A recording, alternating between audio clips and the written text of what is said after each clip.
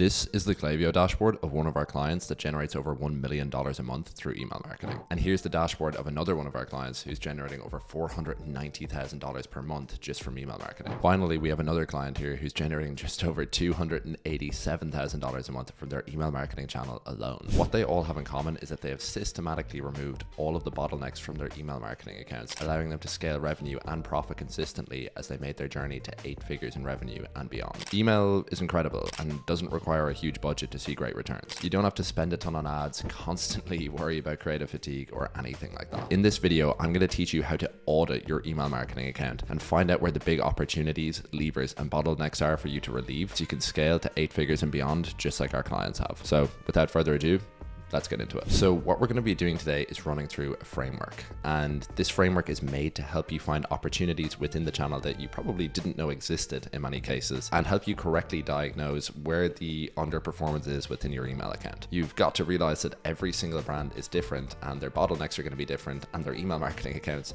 are no different in that respect also. Your problems will not be someone else's problems, and quite often your problems will actually be right under your nose and you will not have seen them.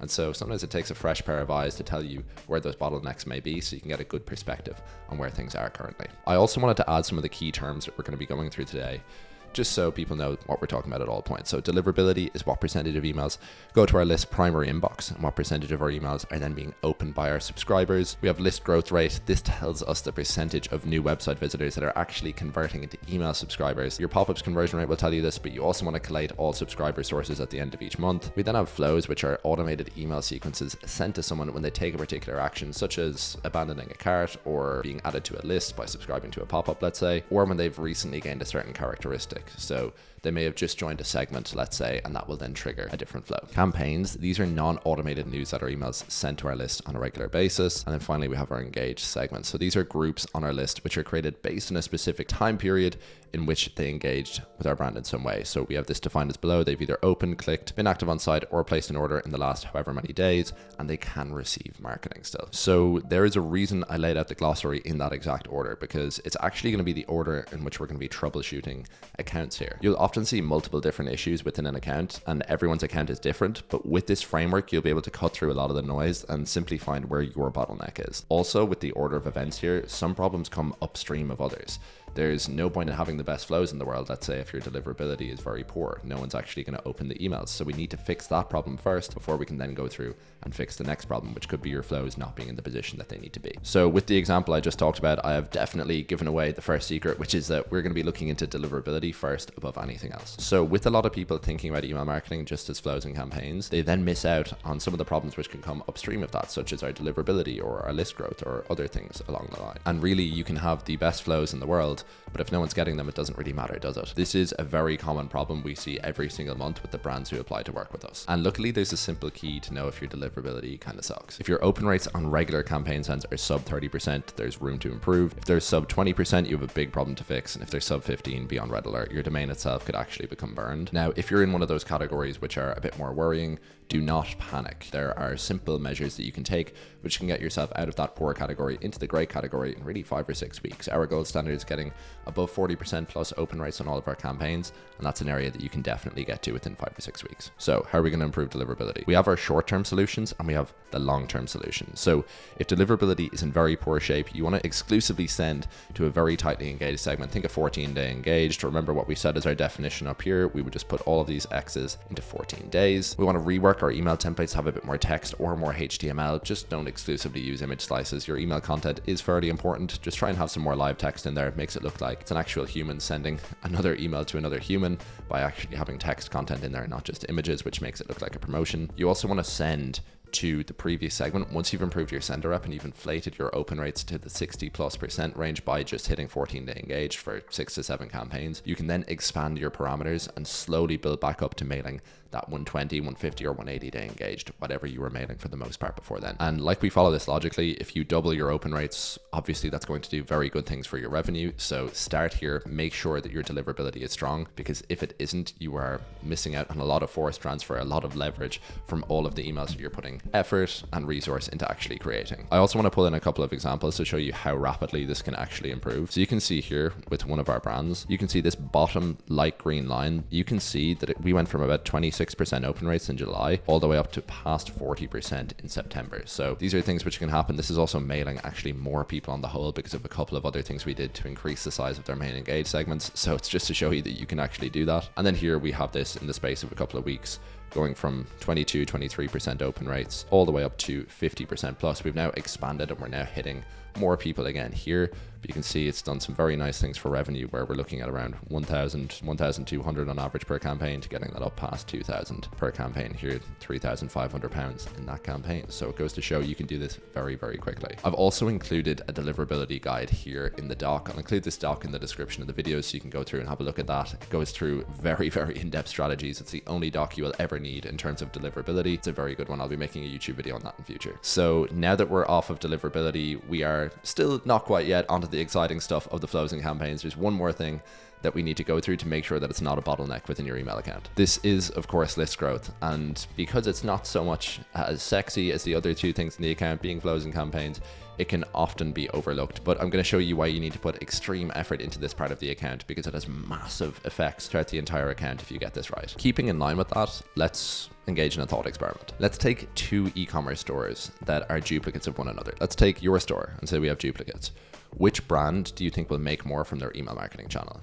We take brand one, who has incredible flows for all stages of the customer journey, which present the brand in a high status manner and have strong structure, but they have a 2% opt-in rate in their pop-up. And we have brand two, whose flows are so-so. They're decent, not really too much going on there, probably a lot more to add into the flows, and they have an 8% opt-in rate in their pop-up. Who wins? Mathematically, I will tell you from experience of looking at over 100 brands in the last couple of years, brand two wins in every single case. If you're putting this much effort into making your flows incredible, to sending out a ton of campaigns, please do not be brand two. Please make sure that your list growth is an extremely strong area of the account, because it gives you so much leverage later on down the line. Brand two in this case has 4 times as many customers to market to. Think about what that would do to your email marketing channel if you had 4 times as many subscribers joining your list every single day.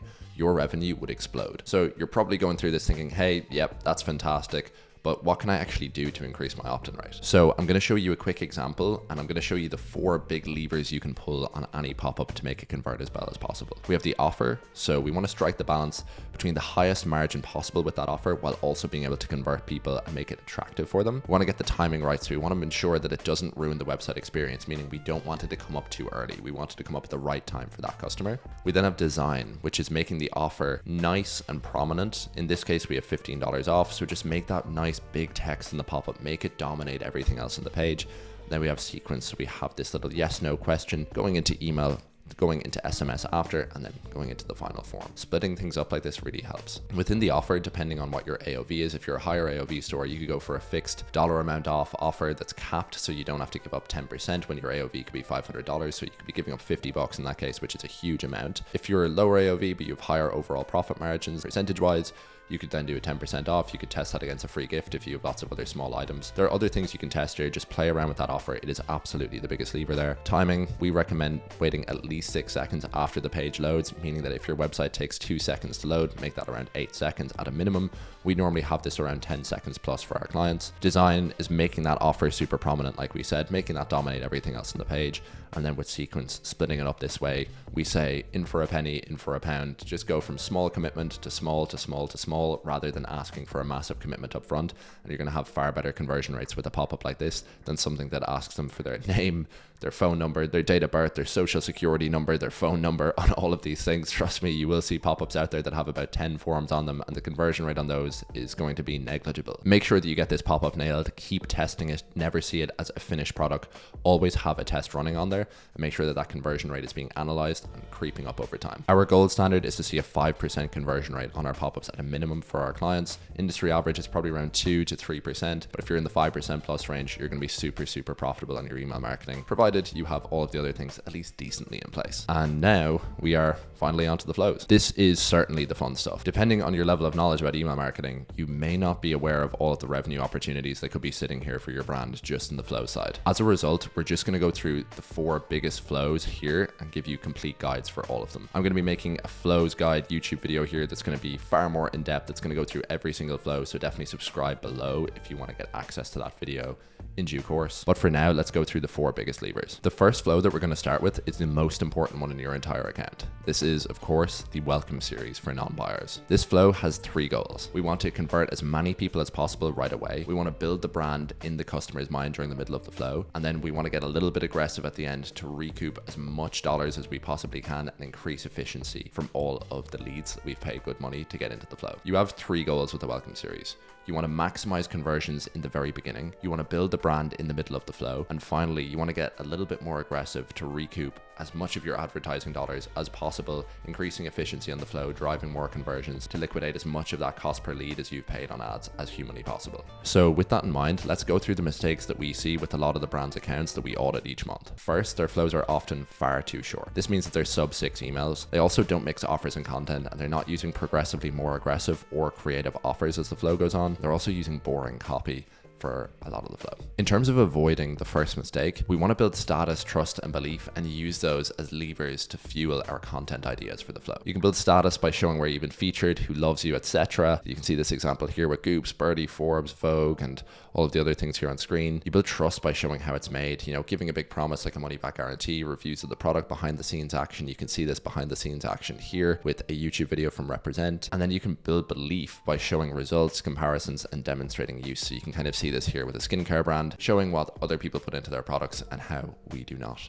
do the same thing. With not mixing offers and content, here's how to do it. So you don't want to just go and give people the same email 4 times in a row. You want to keep them engaged. And as you can see here, vary up the content, go into different content ideas, like here, a letter from the founder. This could be a warehouse tour. This could be a what product is right for you quiz. This is where we've been featured in other publications and so on. We can still plug the offer at the end of these emails, but right at the end, we can switch to a different offer or go to a time sensitive 15% off instead of a 10% off. Now, I don't just want to say, here are the principles. I also want to give you example emails, which are going to help you for creating your welcome flow. You can see here a simple welcome email. This is a really, really nice email here with some great copy in there. You can see another nice welcome email here from a great brand named Tracksmith. They have some lovely emails. Here from Athletic Greens, you can see a nice welcome email example also. And then finally here from Mind Body Green, another great welcome email example. So anything that builds status, trust, and belief is a great email example. You can do where we've been featured. You can be here are our best reviews. You can do a warehouse tour to show the behind the scenes action, how products are designed and made, a letter from the founder, so on, so on, so on. You can ream these off all day. And if you notice with all of the ideas I gave you, they all increase status, trust, and belief. So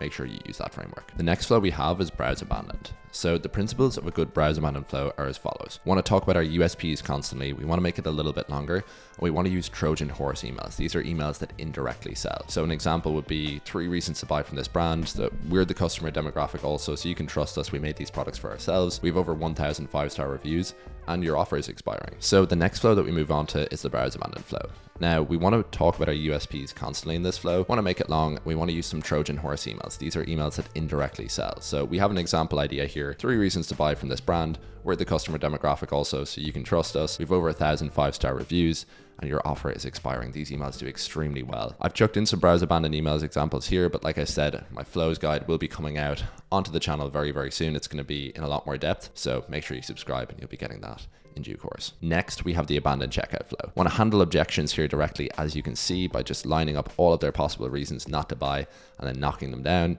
We have this example here, which is like an FAQ style email, and it actually does do exactly what it says in the tin. It literally lines up all the reasons that they may potentially not buy, then shows them why they aren't issues. We then show tons of social proof within the emails with lots of reviews, and we get our structure right. So we offer free shipping above a certain cart value. If you do that, you want to split your flow up based off of the value within their cart to actually highlight this and give them, that offer and let them know, hey, you have free shipping. This massively increases conversions. And then you also want to split it up based on the number of purchases someone's made. If they bought before, they likely don't really need an incentive to buy again. If it's their first time buying, you can treat them as though they're in the welcome series with the exact same incentive strategy there. We have a super in-depth video going over the exact technical setup here, tons of content ideas and more on the channel, so you can check that out with this link here. The final flow that we're going to run through is the post-purchase flow. So the principles here are to split this up by the number of purchases that the person has made. We want to thank them genuinely, push them into the SMS list, and get them primed to buy again with good content that builds your brand, like how to use your products and why we started the brand, and building that emotional connection throughout that flow. I have an example email that you can go through here, an example thank you that's super nice.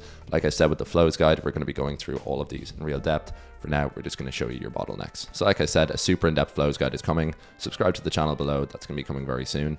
You'll get an extremely in-depth guide with tons of examples, technical setup, and even more. And finally, we now move on to campaigns. Once deliverability is initially repaired, a funny thing is that you actually want to send more campaigns and not less. A lot of people think that the more they send, the worse their deliverability gets. And that has some kernel of truth in it, but it's more the more you annoy people, the worse your deliverability gets, with higher spam complaint rates and more. You actually want to give people tons of opportunities to engage with your emails. It's just about sending quality emails and sending them often. You also want to vary up your segment choices from time to time. So hit your highly engaged subscribers, go to your normal engaged segments, and then also a few whole list sends here and there, just to try and pull more people into that main engaged segment over time. And when it comes to sending more, I'm going to give you a couple of frameworks and a couple of ideas below to really help you on your way there. First, we want to begin with one evergreen campaign per week and then increase that volume over time. An evergreen campaign has 3 characteristics. It can sell, it doesn't discount, and can be used at any time of year. These are the campaigns that we love, and they should really be the backbone of your email strategy. Some examples here are the myth about your industry, a gift guide campaign for that particular time of year, product highlights, press features, seasonal styles, and so on and so forth. These emails all do really well and fit those 3 characteristics that I told you about. Once your metrics are good, you're seeing above 40% plus open rates, you're seeing above 0.5% click-through rates, and below 0.2% unsubscribe rates, look to increase your volume over time. Especially if revenue is holding nicely, you can increase that volume and you should see far better results from email. I'm also going to be having a campaigns guide coming out here soon on the channel, so make sure you subscribe. That's going to be coming out with a ton of depth on things and a full calendar. And there we have it. That is the entire system on how we audit 8-figure email marketing accounts and relieve the bottlenecks consistently to help them scale. Like we always say, relieving bottlenecks consistently enables you to scale consistently. You can check out our newsletter below, any of our socials, and also subscribe to us on YouTube for more guides like this. And now, as you've probably seen from going through this video, email marketing is definitely a complex topic. With you being an e-commerce brand owner, you're managing logistics, product design, product development, managing your team, ensuring the ads are going smoothly across multiple platforms, making sure you have enough creatives, and many, many more issues along with that. So when it comes to the complex topic of email marketing, why not leave it to the experts? We've now helped over 15 brands scale to 8 figures, and we'd like for you to be our next success story. If you're interested in massively increasing your revenue and profitability with email marketing, hit the link in the description, book in a chat with me personally, and I look forward to speaking with you. You can also click on this video if you want to see the step-by-step behind how we made $6.7 million for 3 of our clients in just a 12-week period. I'll see you in the next video.